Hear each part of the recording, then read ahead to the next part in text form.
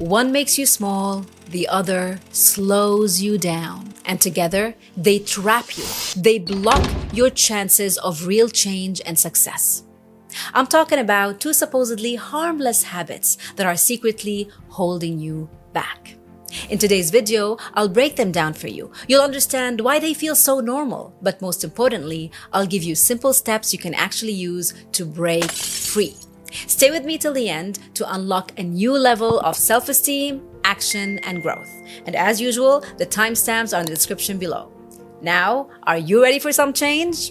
Let's go. Trap number 1. You are playing small. Think about it. All the times you stayed quiet even when you really didn't want to. All the times you pretended to be fine. All the times you excused others far beyond what they deserved. All the times you downplayed your own strengths, not because you weren't capable, but because you were afraid. Afraid to stand out, or worse, afraid to fail. These are all you playing small, holding yourself back for a purpose. The purpose of not being too much, keeping the peace, avoiding conflict, being accepted, hiding your fears. But here's the truth. That purpose doesn't serve you. Because the more you play small, the more you start believing you are small, the more they treat you small. This usually shows up as an internal struggle. You doubt yourself. You beat yourself up. I should have spoken. Why did I let that happen? What's wrong with me? But here's the thing. You didn't just wake up one day doubting yourself. You were trained to. And this didn't start yesterday. Think back to school days, your parents, and society. How many times were you told, "Shh, be quiet. Don't cause trouble. Be nice. Be nice. Be agreeable."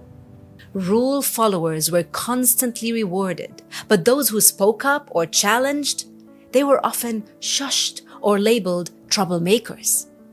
To fit in, you were required to stay silent and compliant. That's conditioning, and conditioning works. Repeat anything long enough and it becomes your default setting. Now, what happens when you do try to speak up or be different but get shut down and criticized over and over again? You eventually stop trying, right? Your brain says, it's safer not to try. The outcome will be the same, so why bother? That's learned helplessness. You dim your own light until you become invisible. Because here's the twist. Respect slowly turns into fear. Respect for authority becomes fear of authority. Respect for other people's views becomes fear of judgment and fear of expression. When all of this piles up, playing small stops being a choice here and there. It becomes this habitual mindset, automatic and ingrained within you. And unless you break that cycle, you'll keep living under your potential instead of stepping into it. So what can you do about that? Here are 3 steps you can start practicing today to stop playing small. I call them the mirror, the vow, and the voice. Let's start with the first one, the mirror. Imagine this. You put on some clothes, you look in the mirror, you hate what you see. What do? Do you smash the mirror or do you change your clothes? Now, I know you know the answer, but even if you choose to smash it, remember, the mirror only reflects what it sees. It doesn't change until you do. The mirror test is all about you confronting yourself as your own best friend. Think of all the words, thoughts, and beliefs you've internalized about yourself.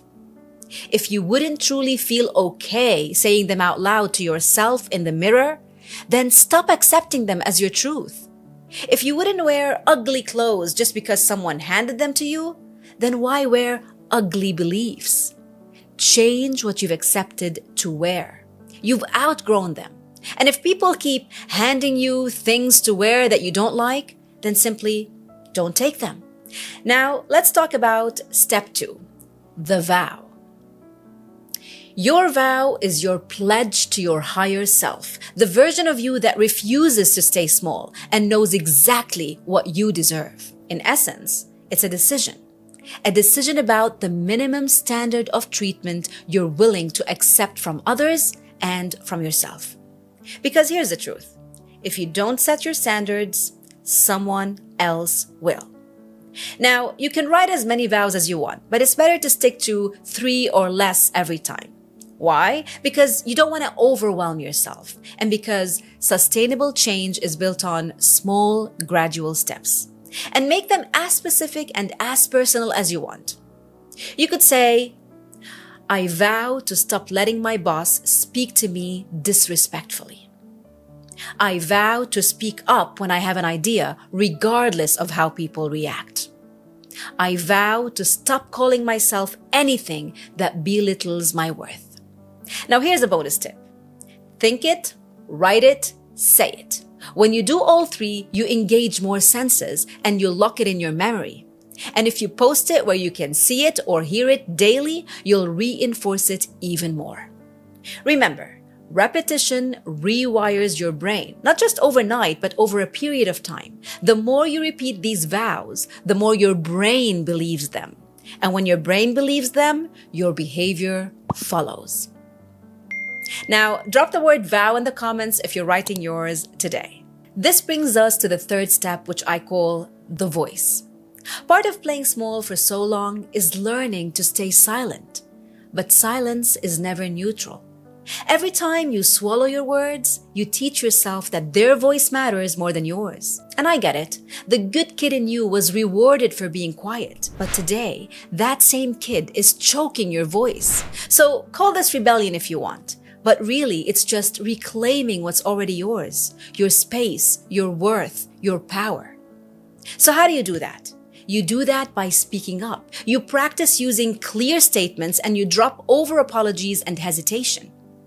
So instead of saying, sorry, I might be wrong about this, but I'm not sure if XYZ is a good idea, say, I hear your point, and I have another idea I'd like us to explore. And instead of, I know this might not sound good, but maybe if you're okay with it, we could do this, say, here's what I think will work. Or simply, I have a recommendation to make. Did you hear the difference? You're not hesitating, you're not softening. You're being clear, respectful, and firm. And here's the real payoff. The moment you stop silencing yourself is the moment you stop making others bigger than they are. And when you claim your voice, people take you more seriously, and you start taking yourself more seriously too. And this leads us straight to the 2nd trap, holding you back. Trap number 2. You are venting away your power. Let's be honest.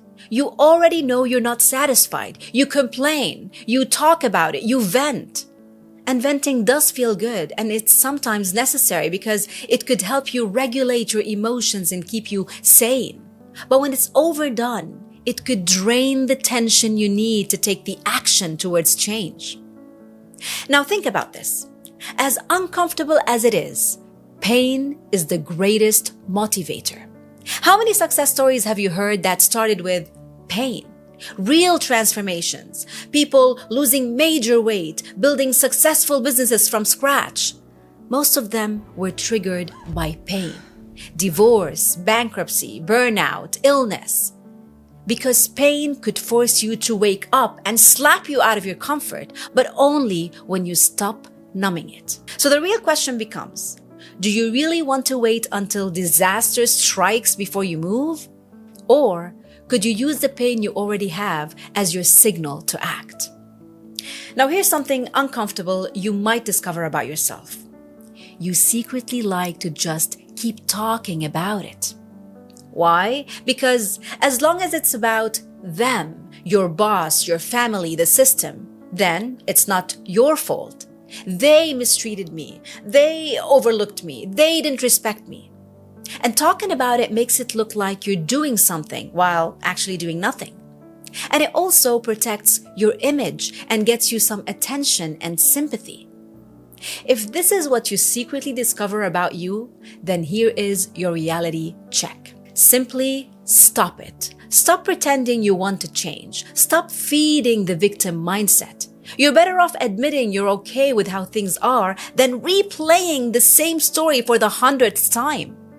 Stop wasting your energy and the energy of those around you. You will thank yourself later, and they will secretly thank you too. So now, if you're ready to stop venting and start acting, here are 3 quick shifts you can use. I call them the check, the balloon, and the rule.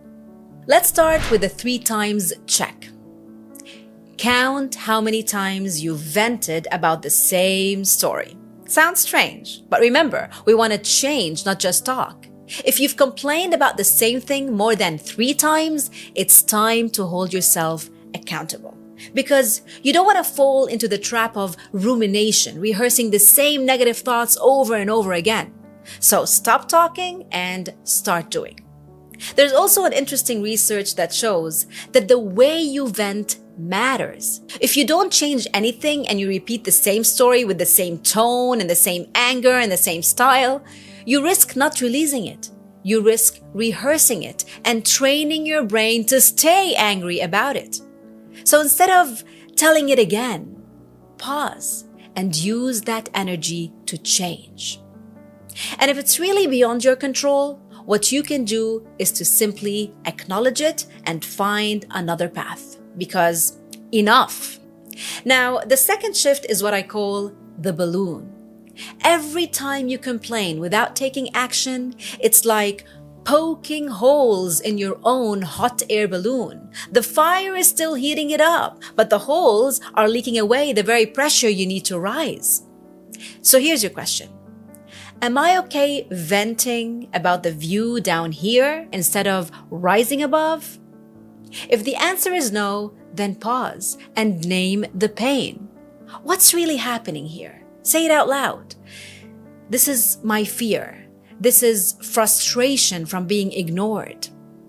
When you name it, you move it from your emotional brain, the amygdala, to your logical brain, the prefrontal cortex. And that's the moment you take back control. This brings us straight to shift number 3. The 1-to-1 rule. This is a simple ratio. For every time you vent or complain, commit to doing 1 action within 24 hours. 1-to-1. Balance the scales. For example, if you vent about your health, book that doctor's appointment or go for a 10 minutes walk. If you vent about your boss, draft that email or at least practice what you'll say. The point is, don't let your vent be the end of the story. Let it fuel your next step. And remember this, every time you vent without acting, they keep their power and you lose yours. They stay comfortable and you stay stuck. You think you're releasing pain, but what you're really doing is rehearsing their control over you. So here's the paradox. On one side, you silence yourself and play small.